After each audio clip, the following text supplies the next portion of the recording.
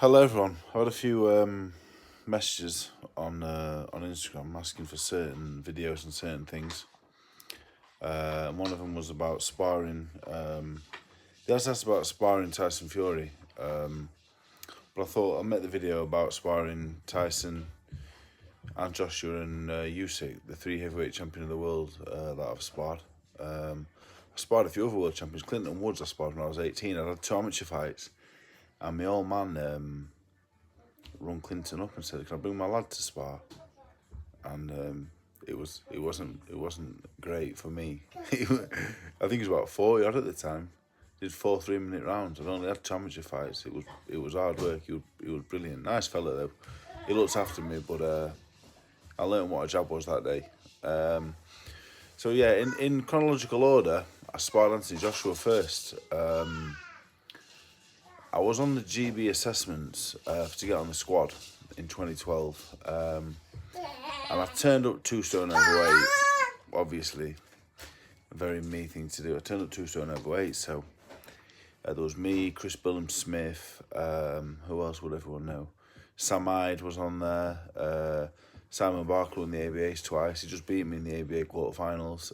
Greg Breede, and a few others. Chris Billham-Smith went on to be world champion now. So he was on the assessments. So I think I sparred Sam Hyde, I sparred Greg Breede. I wasn't allowed to spar Chris Billham-Smith because it wasn't deemed safe, because they thought I would hurt him, which is crazy looking now. So I was sparring them, and they said, "Look, you're too big for these. You're gonna have to spar this fella here." It was Joe Joyce. I watched him in the ring. I thought, bloody hell, he's useless, him. I thought, brilliant. I said, right, yeah, sound. I think it will Rob McCracken, you know. He said he could spar him, so I thought, brilliant. I sparred Joe. I had a lot of success with him as well, actually. But he was a hell of a lot better than I thought he was. So anyway, I do a few of these assessments, and I seen this fella, fucking huge bloke in the ring, and I thought, "Who's that?" I said, "Who's that?" He said, "Oh, it's Anthony Joshua."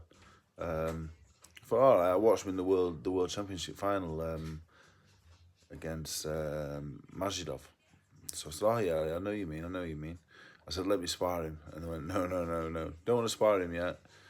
Get some weight off and keep doing what you're doing." Anyway, I'm on Rob McCracken's case for a long time, and I looked, just let me spar him. No. So anyway, I'm at home. Gone back home. The assessments are, I think I've finished them by this point. So I've gone home. I get a phone call. Literally, I reckon maybe 3 p.m. Rob McCracken rings me. What you doing? I think I was with my missus at the time. I was in the car with her, and I said, I'm just out and about. What's up? He said, "Can you come to Anthony Joshua?" I think it was like, say if that was 3, it was 4 o'clock. I said, "You fucking right, I can." So I went and got my stuff. I think I got my old man as well. Flew up to the IS in Sheffield. 4 3-minute rounds. This was only maybe 6, 7 weeks from the Olympics, I think. So I sparred him then, and he was better than me, but we had a good spar. I was competitive, and I said, "Look, can you come back again in a couple of days?" And I ended up sparring him up to the Olympics, and they gave me a Great Britain tracksuit. At the time, there was like loads of Lucasades in the fridges at me. I was filling my bag up with them. So I sparred him for the Olympics, and then after the Olympics, I turned pro. I could have gone on the GB development squad. I got an offer, I got a letter somewhere. Very proud of it. But I turned pro, but I kept sparring Joe and Fraser Clark as well. I sparred both of them a lot. And then Anthony Joshua turned pro. And I sparred him up until, I think the Kevin Johnson fight, late 2015. So we sparred for 3.5 years.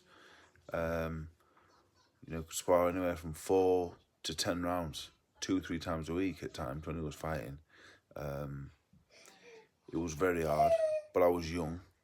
A lot of the times, I can remember Fowler, Cordina, all of them watching Kazafshak, and I'd just be there giving him 3 shots. So they're going at me, 3 shots. But a lot of it was young bravado, stupidity. But I was so overweight. I got up to about 21 stone sparring him. He broke my nose once. I think about 2013. He broke my nose, and I kept sparring with it for probably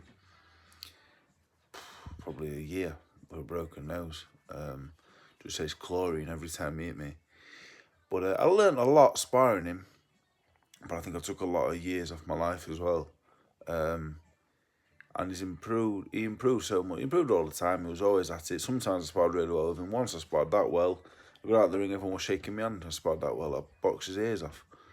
That was 6 rounds out of about 500 we did. But at the time, I wasn't aware that he would be training that morning twice, 2 or 3 sessions before we sparred. I just rolled out of bed. But he was good. Much improved. That was late 2015 the last time. The improvement since then with him is unbelievable. So, but he weren't bad then. To be honest, he was pretty good. Then the next in the order was Fury. I started sparring him because I was calling Hughie Fury out on Twitter. I was giving him all sorts of stick in interviews. I wanted to box him, and I got a call. Do you want to come and? It was Peter Fury's. I think it was in Warrington. I got invited over to Warrington, come and spar. So I turned up. Again, I was 21. Just turned up to Warrington. Just turned up as you do, and got my stuff on. And I did 2 rounds with Lou Watkins, a cruiserweight. I think he was English champion. Did 2 rounds with him. He weren't bad, but again, I weren't fit. Sorry, in my life, I weren't fit. Did 2 rounds with him, I thought, God, I'm blowing a bit. Hughie Fury jumped in, did a few rounds. It was a bit, obviously, could really get on with all of them now. Peter, Hughie, get on really well, but at the time, he wasn't my friend because I've been saying all sorts of stuff. So I sparred a few rounds with Hughie, that were hard work, and then Tyson jumped in. I did a few with him. And I remember thinking, I think it was before maybe the first Hay fight, that never happened. I remember thinking, wow, this fella's unbelievable. From there, I went on to train with Peter. Peter Fury trained me for a fight in 2014. So I was sparring Tyson then. I went back in January 15, did some more with him then. And then I don't think I did any then until he came back in 2018. He came back with the Sefri fight. I sparred him for the Sefri fight and the Pianetta fight. I remember sparring him once when he was about 28 stone. And said, look, I'm about 28 stone, but can you come to Ricky's gym and do some rounds? I thought, yeah, I can.